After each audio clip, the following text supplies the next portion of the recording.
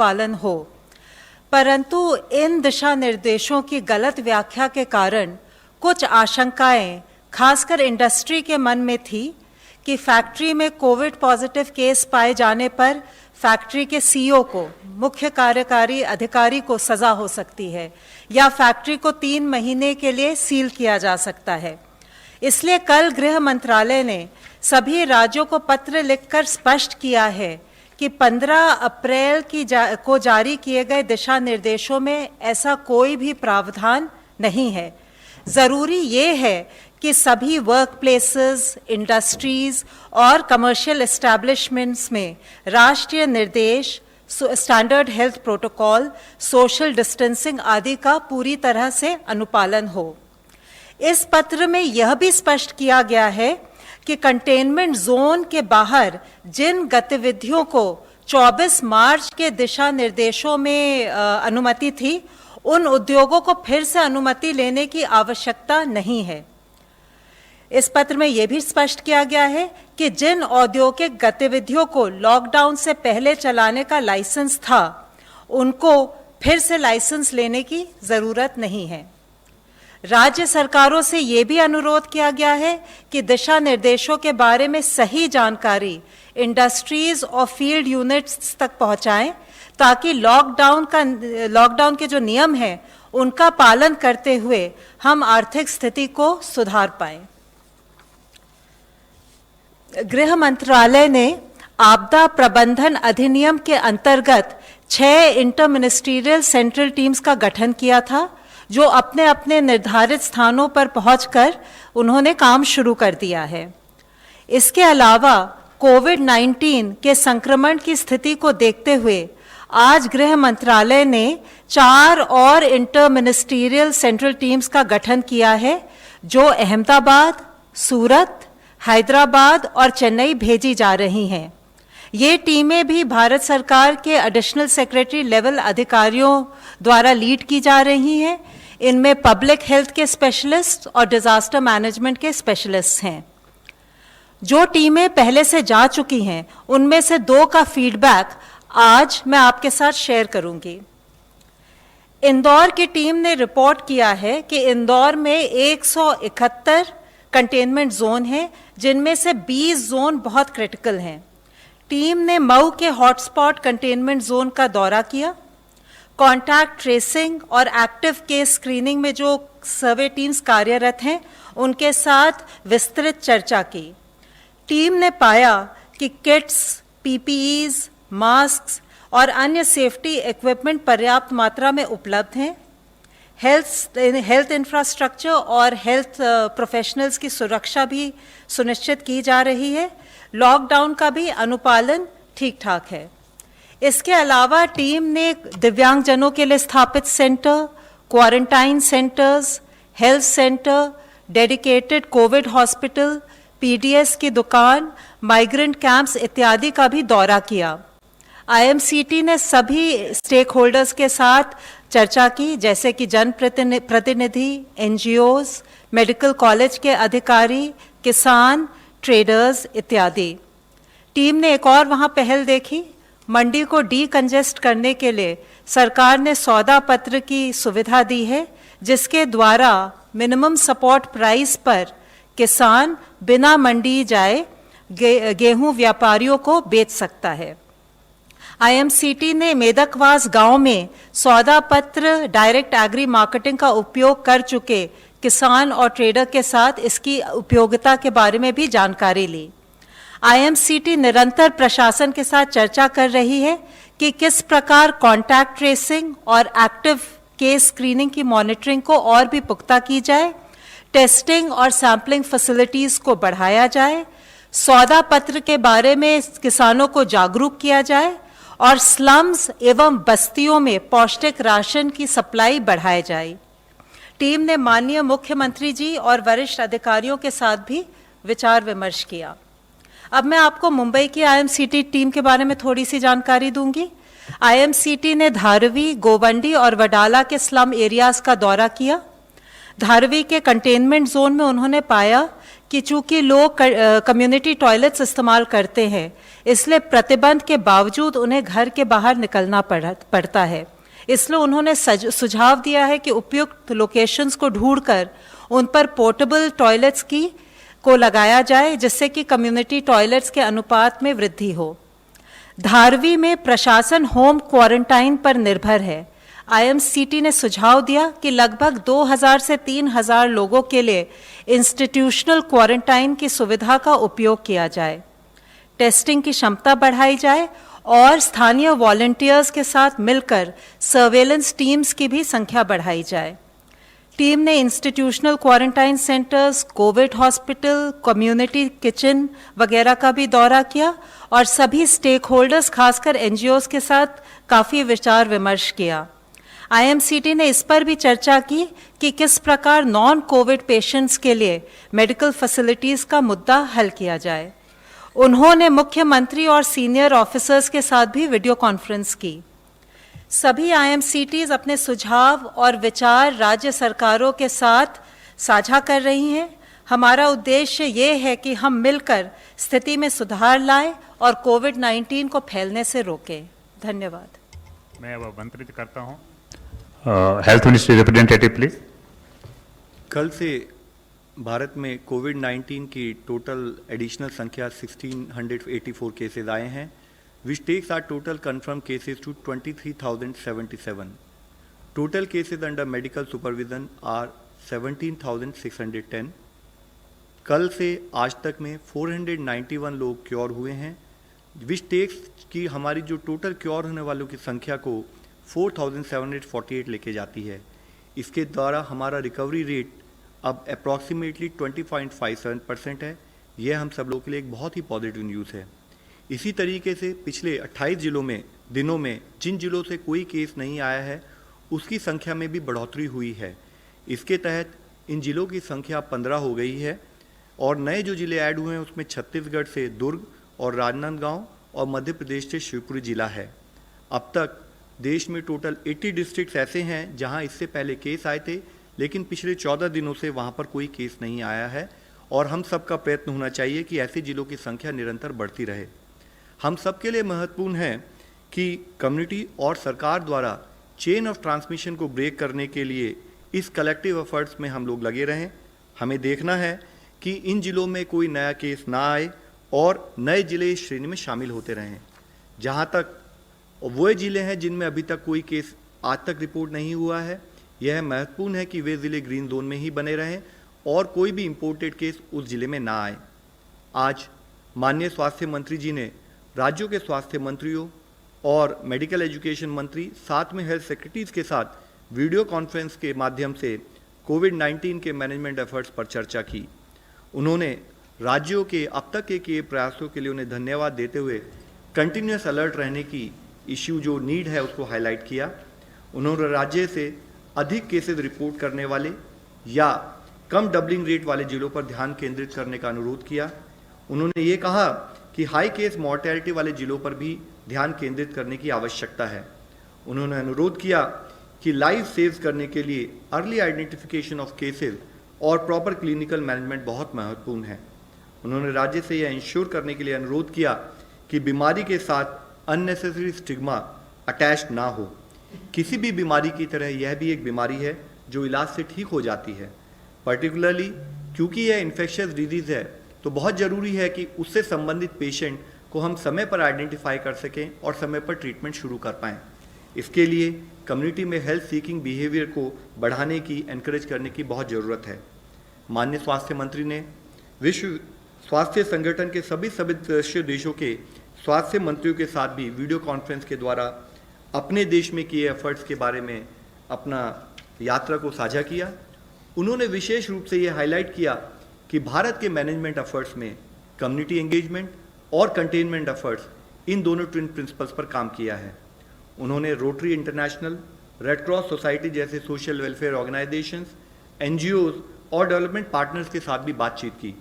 उन्होंने red cross से sufficient blood stocks को इंश्योर करने का अनुरोध किया। उन्होंने कहा कि वॉलंटरी ब्लड डोनेशन को बढ़ावा देने के लिए ज़रूरत हो तो डोनर्स को पिक और ड्रॉप करने जैसी फैसिलिटीज़ भी प्रोवाइड की जाएं। उन्होंने रेड क्रॉस को सुझाव दिया कि वे रिकवर्ड कोविड-19 पेशेंट्स के साथ कोऑर्डिनेट करें जिन्हें ब्लड डोनेशन के लिए मोबिलाइज किया जा सकता है। उनसे प्राप्त कॉन्वलेसेंट प्लाज्मा को कोरोना अफेक्टेड पेशेंट के अर्ली रिकवरी के लिए भविष्य में यूज करने का स्कोप हो सकता है। माननीय प्रधानमंत्री जी ने माननीय स्वास्थ्य मंत्री जी ने नागरिकों के सवालों का तेजी से जवाब देने के लिए कोविड-19 सेवा ट्विटर हैंडल शुरू करने की घोषणा भी की, जिससे कि ट्रेंड एक्सपर्ट द्वारा रियल टाइम में ऑथेंटिक हेल्थ और पब्लिक इंफॉर्मेशन प्रोवाइड की जा सकती है। आज माननीय प्रधानमंत्री जी ने देश भर के पंचायत के सरपंचों के साथ भी वीडियो कॉन्फ्रेंस के जरिए बातचीत की। सरपंचों ने लॉकडाउन मेजर्स को मेंटेन रखने के से संबंधित अपने अनुभवों और प्रयासों को भी शेयर किया। माननीय प्रधानमंत्री जी ने कहा कि संकट के दौरान ही हम बेस्ट और सच्चा पाठ सीखते हैं और कोरोना ने हमें सबसे बड़ा सबक सिखाया है, जो है आत्मनिर्भरता। उन्होंने पंचायतों से अपने इंफ्रास्ट्रक्चर को फर्दर मजबूत करने के लिए और बेटर विजिलेंस के लिए corona tracker application Aarogya Setu download करने के लिए और उसको प्रमोट करने के लिए भी अपील की। आज हम लोगों के साथ director NCDC doctor SK Singh और साथ ही member NITI Aayog doctor VK पाल भी उपस्थित हैं। वह चेयरमैन है एम्पावर्ड कमेटी ग्रुप 1, जो कि मेडिकल इमरजेंसी मैनेजमेंट के लिए कोऑर्डिनेट कर रहा है। मैं अब रिक्वेस्ट करूंगा कि वो फर्दर ऐड करें। Director NCDC please first.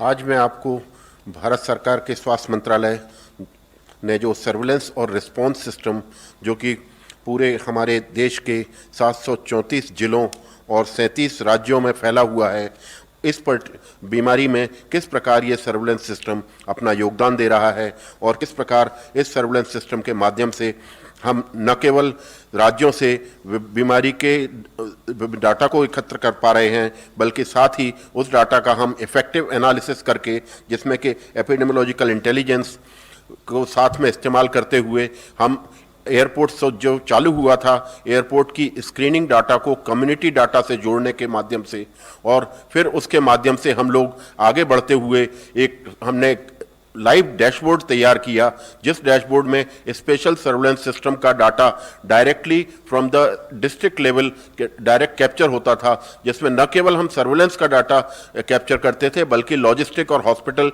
और क्वारंटाइन और आइसोलेशन बेड्स का भी डाटा कैप्चर करते थे।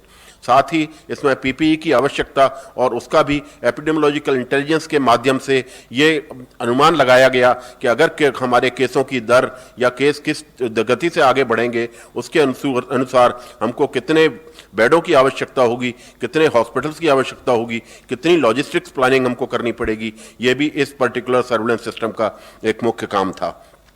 साथ ही मैं ये बताना चाहूँगा कि इस पर्टिकुलर सर्विलेंस सिस्टम का एक मुख्य काम होता है विभिन्न मंत्रालयों में एक कोऑर्डिनेशन नेटवर्क स्थापित करना, क्योंकि जैसा कि हम सब लोगों को जो मालूम है कि ये बीमारी, जिसमें कि न केवल एक उचित हमारे पास इफेक्टिव वैक्सीन भी मौजूद नहीं है, बल्कि एक इफेक्टिव इलाज भी मौजूद नहीं है। तो आज जो विश्व स्तर के सभी देशों में जो हमारी इस बीमारी में कारगर हथियार सिद्ध हुआ है, वह है कम्युनिटी सर्विलेंस।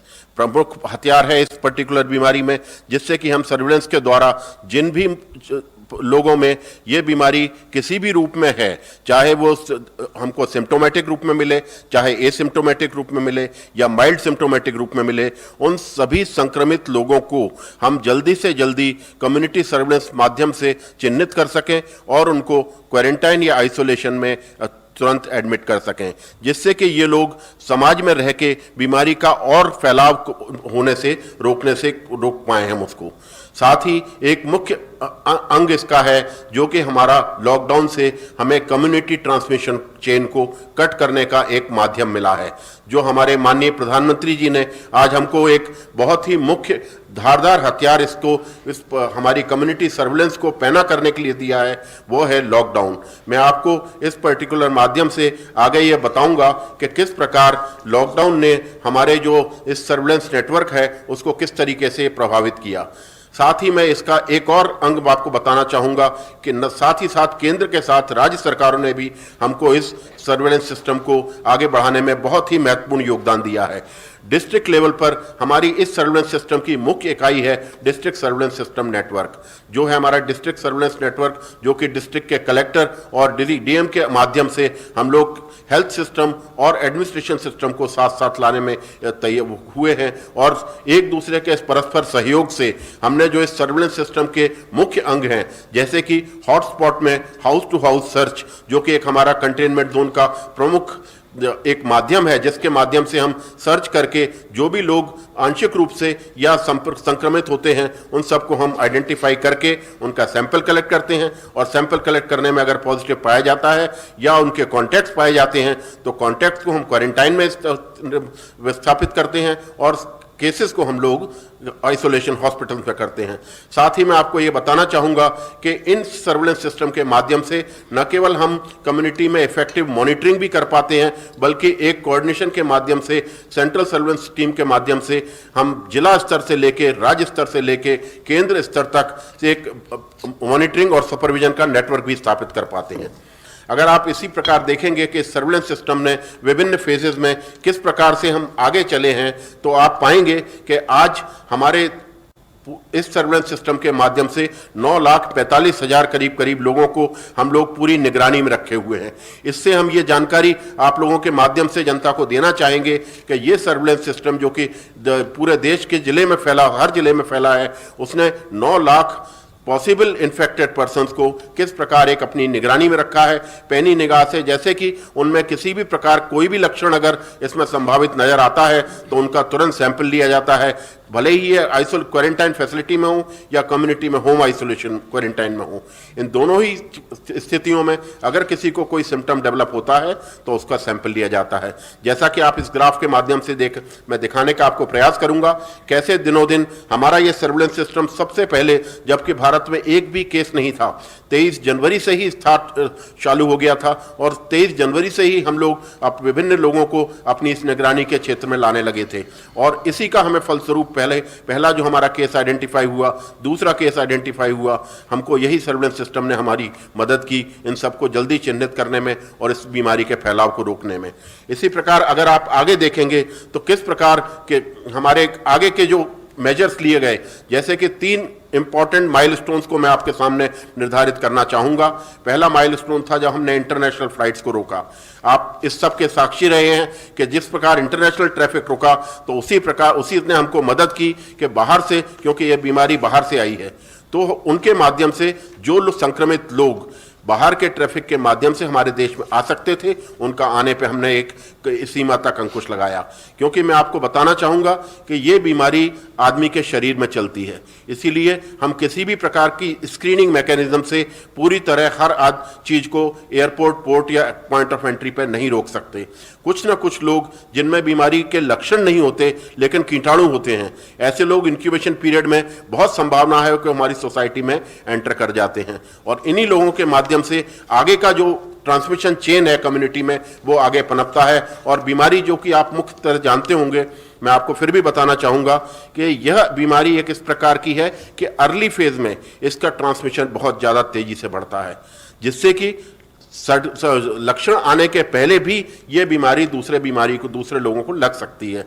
इसीलिए बहुत इंपॉर्टेंट हो जाता है कि जब हमारे को 25 मार्च को एक कंप्लीट लॉकडाउन की स्थिति मिली तो हमने ये पाया कि कम्युनिटी में एक दूसरे व्यक्ति का संपर्क तीसरे व्यक्ति से ना हो पाए, संक्रमित व्यक्तियों का संपर्क असंक्रमित व्यक्तियों से ना हो पाए, ससेप्टेबल पॉपुलेशन और इन्फेक्टेड पॉपुलेशन एक दूसरे से दूर रहे, ताकि कि कम्युनिटी में जो इंटरनल ट्रांसमिशन की चेन है वो कट कर सकें।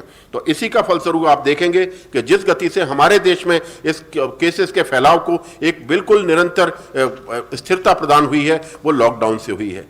उसके बाद की अगली हमारी एक और आवश्यकता जो कल हमारे CK मिश्रा साहब ने आपको बताया था कि टेस्टिंग को हमने किस तरीके से आगे बढ़ाया।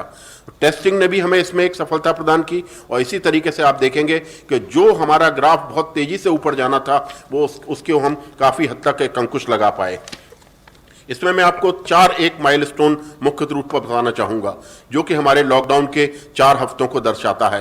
पहले 2 हफ्ते जैसा कि आप देखेंगे कि क्यूमुलेटिव केसेस हमारे कितने रहे, 1251 थे पहले, वो 4421 हुए दूसरे हफ्ते के अंत में। इसमें हमारा डबलिंग टाइम जो आप देखते होंगे रोजाना, और जिससे कि आप सभी काफी हद तक वो भी होते जानकारी भी आपको मिल चुकी होगी कि हमारा डबलिंग टाइम इसमें डिक्रीज हुआ था। कारण क्योंकि जो इन्फेक्टेड लोग हमारी कम्युनिटी में आ गए थे, उन सब लोगों को अगले 14 दिन में किसी न किसी रूप में लक्षण के माध्यम से सामने आना ही था, और उनके आने के दौरान हमारा डबलिंग टाइम या हमारा केस एक सीमा से बढ़ना था। लेकिन उसी के फलस्वरूप आप अगले 2 हफ्ते में देखेंगे कि 7 से लेकर 20 अप्रैल तक हमारे इसमें हमने देखा डबलिंग टाइम में किस तरीके का इजाफा हुआ, या हमने अपने केसों को दुगना करने की रफ्तार में किस प्रकार एक रोकने और एक ब्रेक लगाने की उस पद्धति में सफलता पाई। तो ये मैं आपको बताना चाहूंगा कि आज की तारीख में जो हमारा डबलिंग रेट 9 दिन तक पहुंच गया है, ये एक दिखाता है कि जो पेंडेमिक एक गति से तेजी से फैलाव कर रहा था दुनिया में, जिसने बहुत सारे देशों को अपने उसमें ले लिया है, वो उस पेंडेमिक पे हम किस हद तक अपने इन प्रयासों के दौरान कुछ हद तक रोक लगा पाए। धन्यवाद। धन्यवाद। अब मैं आमंत्रित करता हूं chairman empowered group 1 which is dealing with medical emergency and management plan, sir. धन्यवाद। मैं डॉक्टर सिंह की बात को आगे बढ़ाते हुए चर्चा करना चाहूँगा कि इस 1 महीने में देश ने कोविड आउटब्रेक को कैसे एक बहुत ही इफ़ेक्टिव तरीके से, ज़ोरदार तरीके से काबू में लाने में सक्सेस अचीव करी है। तो एक तो डॉक्टर साहब अभी बता रहे थे इस ग्राफ पे कि हम 8.6 लगभग 9 दिन के ऊपर डबलिंग कर रहे हैं, और मैं बताना चाहूँगा कि अगर हम 3 दिन की अब एवरेज लें तो हम बड़ी खुशी से हम आपको बताना चाहेंगे कि ये डबलिंग अब जो है 10 दिन पे हो रही है। आप ये लेके चलिए कि अब ये डबलिंग जो है वो 10 दिन से हो रही है, और आप देख सकते हैं कि कहाँ वो 5 दिन में हो रही थी और 10 दिन में हो रही है। ये बहुत बड़ी अचीवमेंट है, और अभी इसके आगे और भी फ़ायदे होने वाले हैं। ये एक ग्राफ है जो कि इंडिपेंडेंट रिसर्चर्स सोशल मीडिया पे दिखाते हैं, और मैंने वहीं से मैं बात करना शुरू करूँगा। आप इसको मैं चाहूँगा कि आप ज़रा ध्यान से देखिए। इसमें हमारी जो सारी सोच, अचीवमेंट, एक्शन, मेहनत सारी एक तरह से मैं कहूँगा छुपी हुई है। अगर हम मार्च 21 पे वापस जाते हैं, बिल्कुल बॉटम पे जाइए, तो हम उस पॉइंट पे थे कि हमारी डबलिंग 3 दिन में केसेस की होनी शुरू हो गई थी। तब हमारे 300 केस थे लगभग, और 3 दिन 3.2, 3.3 लगभग उस रेट पे हम चले हुए थे। और बहुत इम्पॉर्टेंट चीज़ें हुई उसके बाद में, और माहौल बदल गया।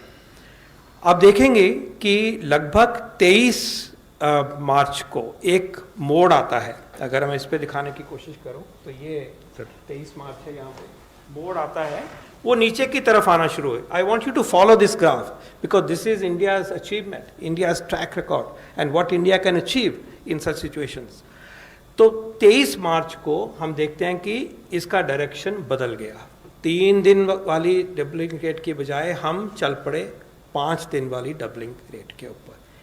इसका महत्व ये है कि जब कोविड में हम ऐसे स्टेप लेते हैं उनको बचाने में, तो हमें इफ़ेक्ट देखने के लिए लगभग 2 हफ्ते लग जाते हैं, क्योंकि आज स्टेप लेंगे तो ट्रांसमिशन चेन टूटेगी और उसका फ़ायदा हमें 14 दिन बाद, 15 दिन, 18 दिन बाद दिखना शुरू होगा।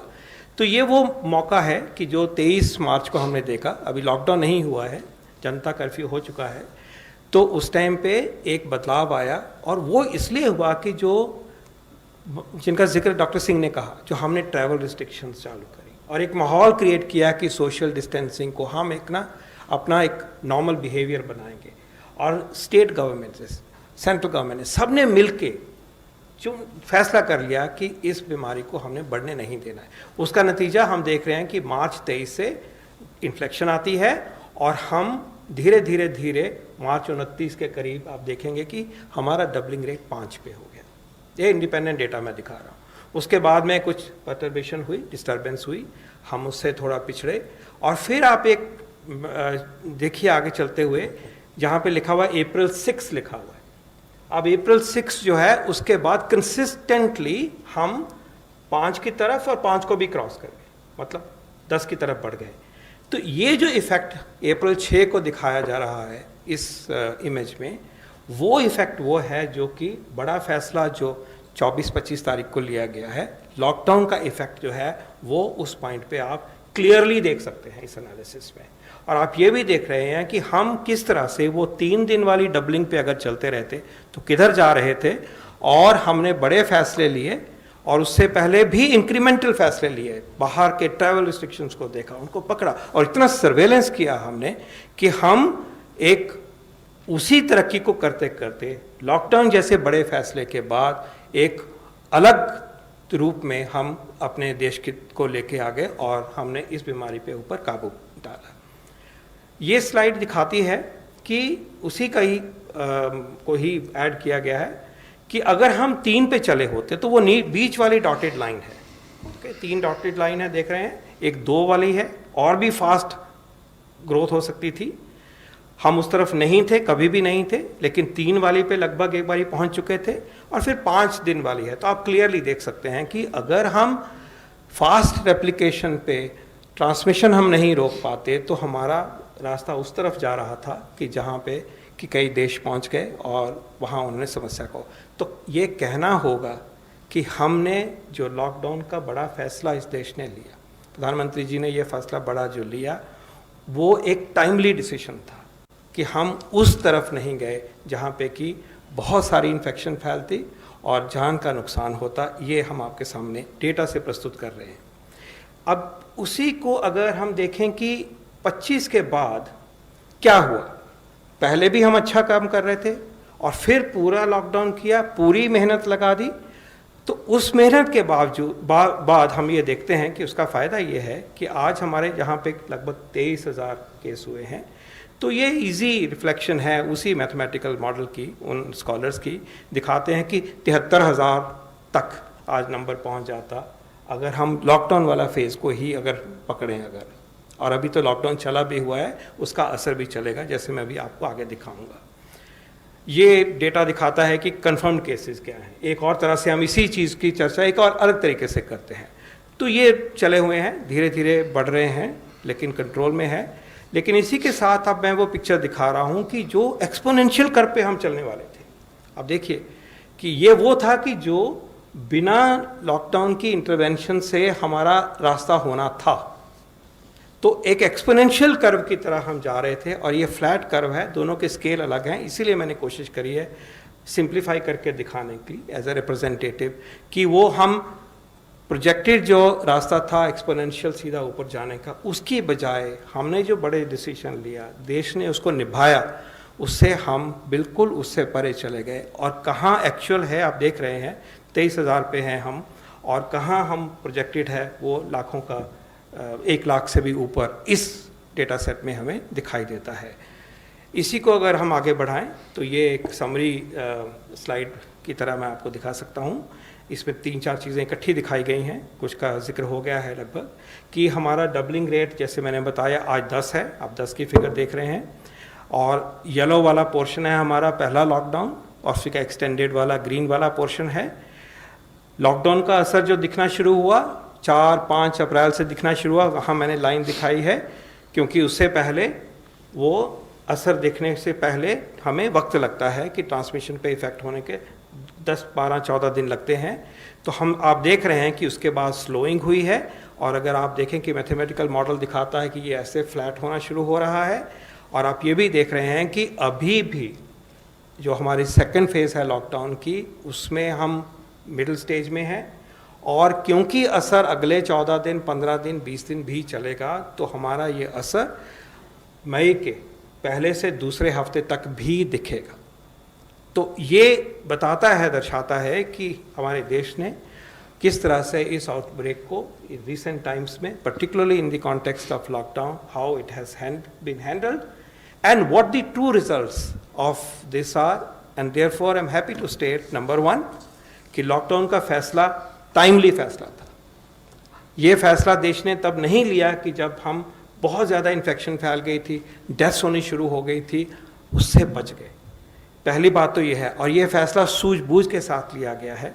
एक्सपर्ट्स की पूरी राय को लेके लिया गया है, हर पहलू को देखभाल करके लिया गया है, और जो साइंस बताती है, जो एपिडेमियोलॉजी साइंस बताती है, एपिडेमिक्स की जो साइंस हमें बताती है कि किस तरह से इन चीज़ों को काबू करने के लिए करना जाना चाहिए, उसको पूरी तरह से मद्देनज़र रह के किया गया, और आप उसका नतीजा अपने सामने देख रहे हैं।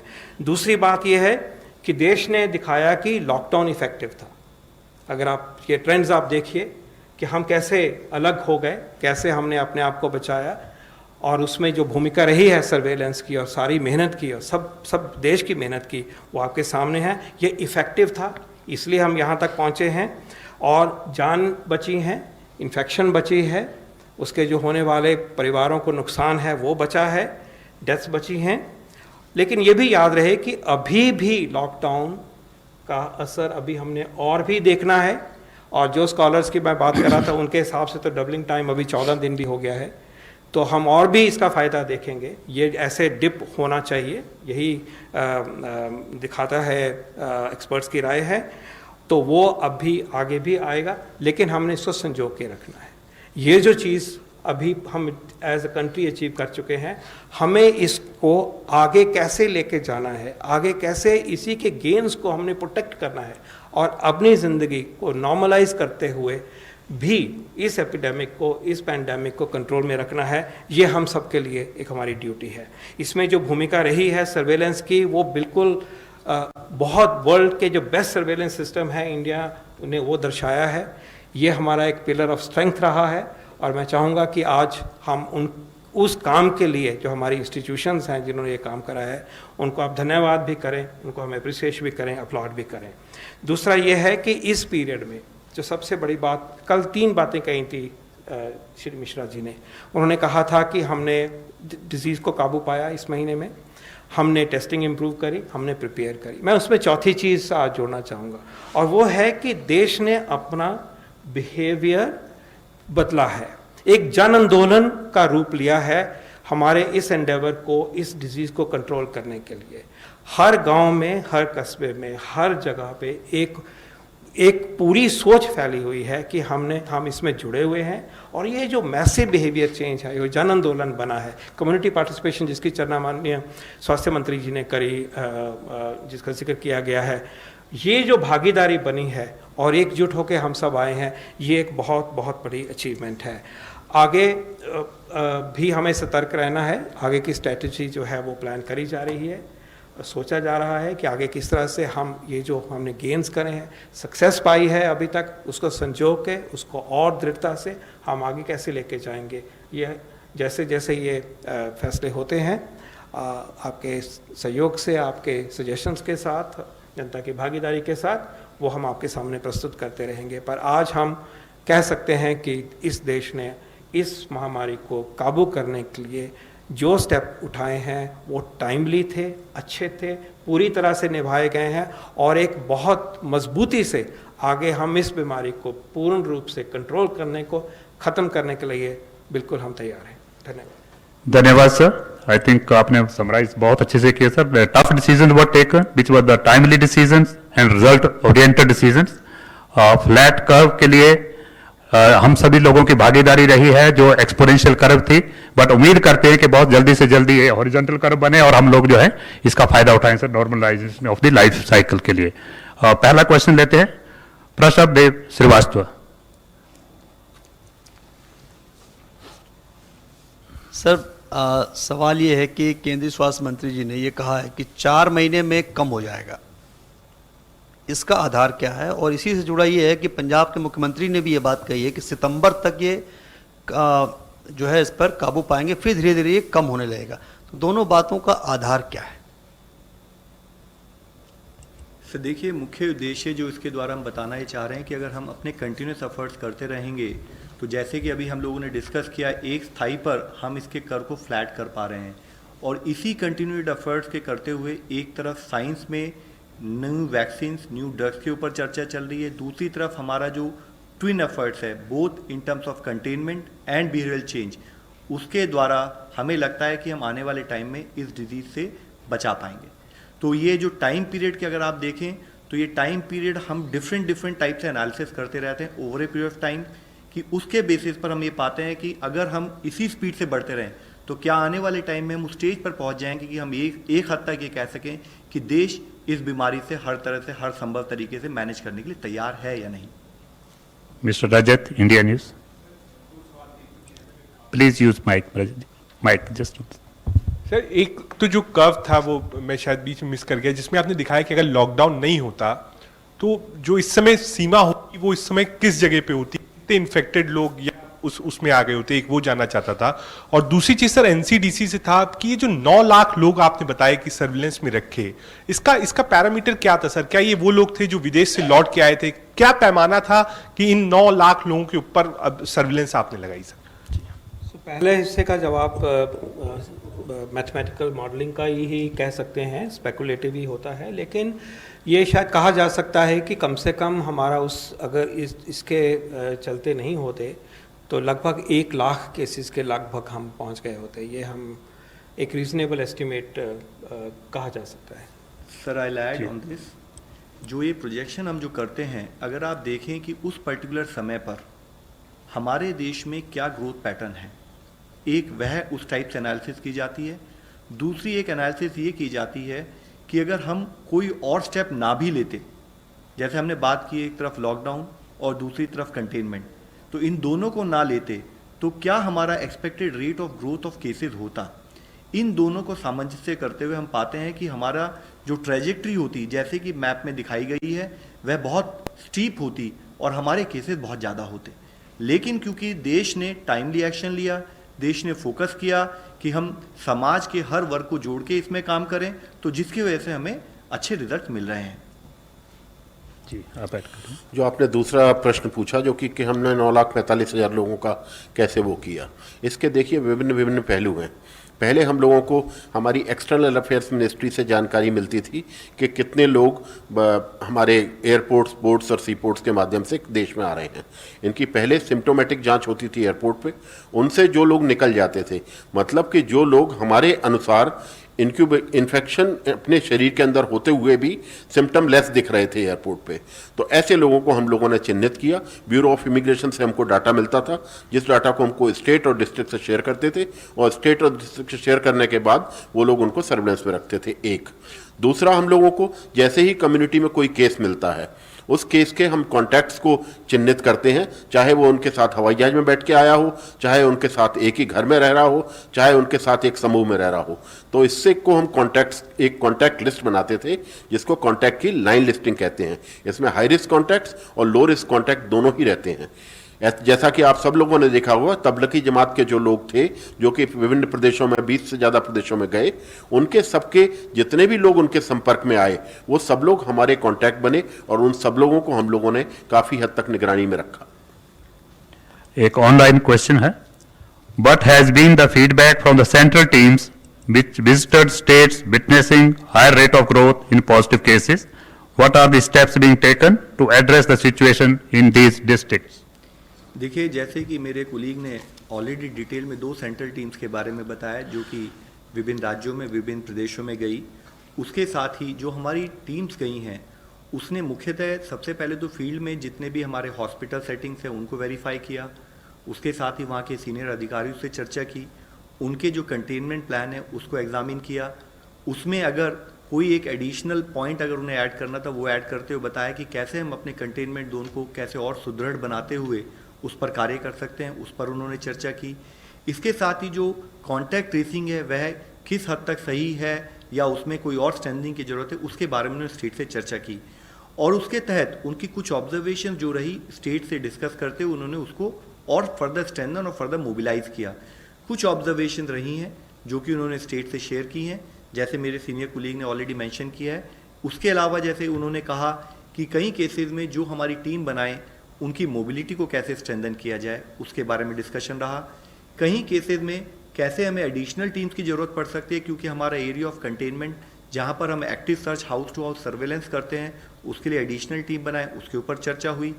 कुछ एरियाज में कैसे हम कम्युनिटी को फर्दर इन्वॉल्व करें, उनसे फर्दर सपोर्ट लें, ताकि हम अपने कार्य को और बढ़िया तरीके से और जल्दी कर सकें, उसके बारे में डिस्कशन रही। साथ ही उन्होंने कुछ केसेस में जो हमारे पेशेंट्स हैं जो एडमिटेड हैं, उनके क्लिनिकल मैनेजमेंट को एग्जामिन किया, उसको कैसे फर्दर स्ट्रेंथन किया जा सकता है, उसके बारे में बात हुई है।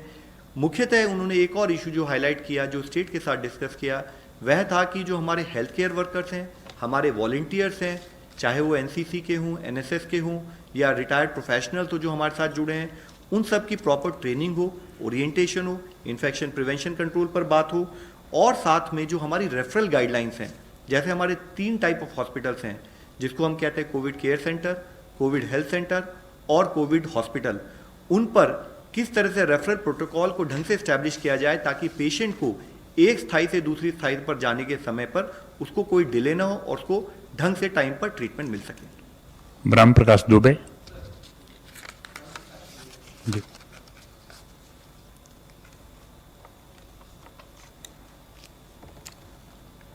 सर, ब्रह्म प्रकाश दुबे, जी न्यूज़ से। सर, मेरा सवाल एक पहले गृह मंत्रालय से है। जो अभी सर ने बताया कि तबलीगी जमात के लोग जो 20 राज्यों में फैले थे, क्या और कुछ नए मामले आए हैं? क्योंकि यूपी में भी कुछ फॉरेनर्स पकड़े गए हैं तबलीगी से जुड़े, तो राज्यवार ब्यौरा क्या है और महाराष्ट्र की खासतौर से क्या स्थिति है, क्योंकि वहां ज्यादा मामले बढ़ रहे हैं?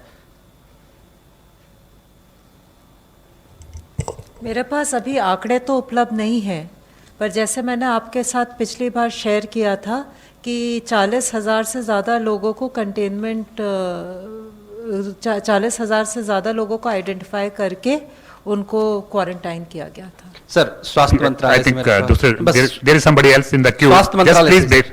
पीयूष पांडे, एक ही सवाल।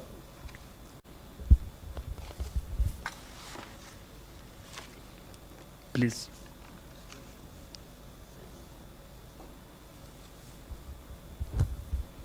मेरा सवाल ये है कि हाउस होल्ड सर्वे की जो बात की जा रही है वो किस तरह से किया जाएगा? अगर जो जैसे आंध्र प्रदेश में शुरू किया गया आशा वर्कर्स के थ्रू, और उसकी कितनी मतलब सटीक रिपोर्ट आती है और कितना उसे मानक देते हैं आप लोग?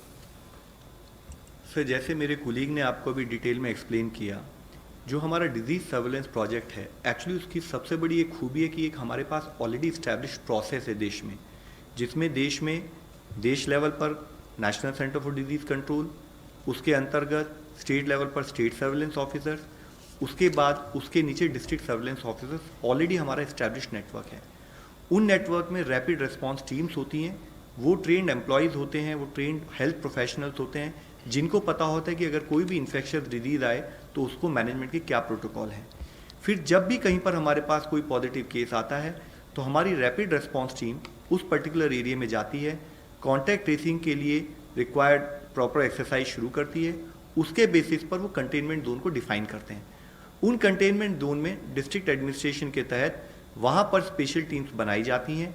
वह स्पेशल टीम जिसमें हमारे हेल्थ वर्कर्स होते हैं, जिसमें हमारे लोकल रेवेन्यू या नगर निगम के स्टाफ होते हैं, वो उस कंटेनमेंट जोन में जाके एक्टिव केस फाइंडिंग, जैसे आपने भी बताया, वो हाउस टू हाउस सर्च करते हैं, और वहाँ पर कोई भी जो सिम्टोमेटिक केस होता है या कोई भी और हेल्थ रिलेटेड इश्यूज होते हैं, उसके बेसिस पर वो एक डेटा रिकॉर्ड मेंटेन करते हुए कि उन्होंने कितने घर उनको अलॉट किए गए, उन घरों में उन्होंने किस टाइप की हेल्थ की स्थिति पाई, उसके बेसिस पर वो आइडेंटिफाई करते हैं। जहाँ पर उन्हें कोई कोविड सस्पेक्टेड या कोई कॉन्टैक्ट रिलेटेड केस लगता है, उसकी प्रॉपर सैम्पलिंग करते हैं। और यह प्रोसेस ये पर्टिकुलर एरिया में जब तक कि हम सारे कॉन्टैक्ट ट्रेस नहीं कर लेते, या साथ में जब तक कि हम आइडेंटिफाइड पेशेंट्स को मॉनिटर करते हुए उनको ट्रीटमेंट और उनका फॉलोअप नहीं करते, तब तक चलता है। तो ये पूरा कंटेनमेंट प्रोसेस, जैसे कि मेरे कुलीग ने इससे पहले बताया, हम जो भी एक पर्टिकुलर पर्सन होता है जिसको हम अपनी ट्रेसिंग में लेते हैं, उसको over a period of next 28 days तक मॉनिटर करते हैं।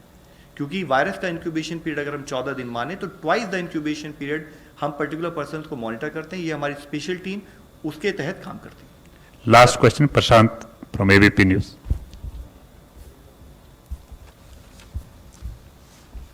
सर, मेरा सवाल पॉल सर से। सर, आप लोग कल भी मिश्रा सर ने बताया कि किस तरीके से लॉकडाउन का फायदा हुआ। जो भी आप लोग फिगर दे रहे हैं सर, अभी वो टेस्टिंग कल 5 लाख का आंकड़ा था, आज कुछ और बढ़ गया होगा। मैं समझना चाहता हूं कि 5 लाख का जो टेस्ट का आंकड़ा, क्या वो सफिशिएंट है? आप लोग इस नतीजे पे पहुंच रहे हैं कि लॉकडाउन से फायदा हुआ? आपको लगता है कि नहीं इतना ठीक है, इस पे हम इस नतीजे पे पहुंच सकते हैं? दूसरा सवाल कि क्या आपको लगता है कि तब लॉकडाउन का जब इतना फायदा है तो 3 मई के बाद बढ़ाना चाहिए इसको, क्योंकि इस तरह की बातें शुरू हो गई? I think it's too early to decide on that, but I will request. कल श्री मिश्रा जी ने बहुत अच्छे तरीके से जो हमारी टेस्टिंग स्ट्रेटजी है उसके ऊपर प्रकाश डाला था और उन्होंने कहा था, और बिल्कुल ठीक तरह से एक्सप्लेन किया उन्होंने, कि टेस्टिंग स्ट्रेटजी एक नुआंस्ड अप्रोच हमारे देश की रही है। जैसे जैसे सिचुएशन बदली, सिंपल सिचुएशन से ज़्यादा कॉम्प्लेक्स हुई, फिर आगे बढ़ी, हमने टेस्टिंग की स्ट्रेटजी को मॉडिफाई किया। तो मैं ये बिल्कुल जिम्मेदारी से कह सकता हूँ कि अभी तक जो हमारी टेस्टिंग स्ट्रेटजी चली है उसने stood the test of time. जैसे परिस्थिति बदलेगी इसको हम आगे लेके जाएंगे और उसको मॉडिफाई करेंगे, इम्प्रूव करेंगे, रिकैलिब्रेट करेंगे और सारे पूरे ज़ोरों से हमारी कैपेसिटी को बढ़ाने के प्रयास जारी हैं, ये आप सब जानते हैं। आप कह रहे हैं क्या ये काफ़ी है? मैं कहूँगा कि जहाँ तक आज हमें ज़रूरत थी ये काफ़ी रही है। आगे जैसी परिस्थिति बदलेगी उसको भी ठीक करेंगे। और कल आप बड़े क्लियर तरीके से हमने आपको समझाया था कि टेस्टिंग बढ़ने के बावजूद भी ऐसा नहीं हम देख रहे कि प्रोपोर्शन ऑफ पॉजिटिव केसेस ज़्यादा है। तो प्लीज़ ये लेके चलिए कि हमारे देश में जो पिक्चर हम आपके सामने ला रहे हैं यही पिक्चर कोविड की बाय एंड लार्ज है। ऐसी कोई अंडर करंट है कि फैला हुआ है, पता नहीं है, बिल्कुल ये लेके चलिए, ऐसा बिल्कुल नहीं है। और भी सारे डेटा सेट्स बताते हैं हमें। प्रधानमंत्री जन आरोग्य योजना का जो पैकेज का यूटिलाइजेशन है वो दिखाता है, हमारा रूटीन सर्वेलेंस निमोनिया का, फीवर का दिखाता है कि वहाँ भी कोई स्पाइक हमारे पास नहीं है। आपने भी नहीं सुना कि किसी भी शहर में आईसीयूज भरने शुरू हो गए हैं, अस्पतालों के बाहर लाइन लगनी शुरू हो गई है, ऐसा भी नहीं देखा। फिर एक ड्रग्स की यूटिलाइजेशन के ऊपर एक स्टडी करी गई थी कि क्या दवाइयों की कंजम्पशन बढ़ गई है जो फीवर में या खांसी में चाहिए होती, नो, वो भी नहीं हुआ। तो लेके चलिए कि जो प्रस्तुत हम आपके सामने कर रहे हैं वो एक पिक्चर है, ट्रू पिक्चर है। उसमें रिफाइनमेंट कहीं मामूली सी हो सकती है, लेकिन disease is under control, disease is limited, and the efforts by the government, including the major decision of lockdown, has done very effectively to make sure that the outbreak is under control, and we are ready to move to the next stage of our fight with COVID-19. Thank you very much, sir. कहा कि बाकी आगे क्या होना चाहिए वो चले हैं एनालिसिस, लव अग्रवाल जी बता रहे हैं कि वो सब मुद्दों को लेके आपके सामने जब वक्त आएगा तो फैसला बताया जाए।